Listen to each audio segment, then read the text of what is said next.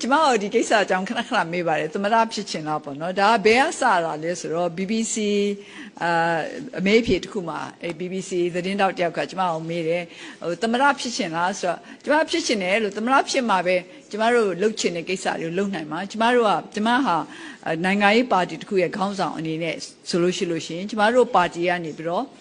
ဒီရွေးကောက်ပွဲကနေတဆင့်နိုင်အောင်လုပ်မယ်အဲ့လိုနိုင်နေဆိုလို့ရှိရင်ခေါင်းဆောင်ဟာ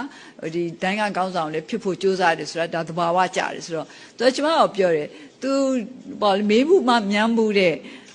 နိုင်ငံရေးသမားတွေထဲမှာဘယ်သူမှသမရဖြစ်ချင်တယ်ဝင်ကြီးချုပ်ဖြစ်ချင်တယ်လို့ဝင်မခံဘူးတဲ့သူတို့ကဘယ်လိုပြောလို့ရှိလဲဆိုပြည်သူလူထုကလိုလားလို့ရှိရင်တော့ကျမတို့ပါတီကအတင်းတိုက်တွန်းရင်တော့စသဖြင့်အဲ့တော့ကျမပြောတယ်သူတို့အဲ့လိုပြောလို့ရှိရင်ယုံသားဆိုမယုံပါဘူးတဲ့အဲ့တော့ကျမလည်းပြောတယ်မယုံသိတိုင်အောင်ဘာဖြစ်လို့ကျမကနေပြီးဝိလေကြောင်ပါနဲ့ပြောနေမလဲကျမတို့ဟာနိုင်ငံရေးပါတီဖြစ်တယ်နိုင်ငံရေးပါတီတစ်ခုအနေနဲ့ရွေးကောက်ပွဲကနေတဆင့်ပြည်သူလူထုရဲ့ထောက်ခံမှုနဲ့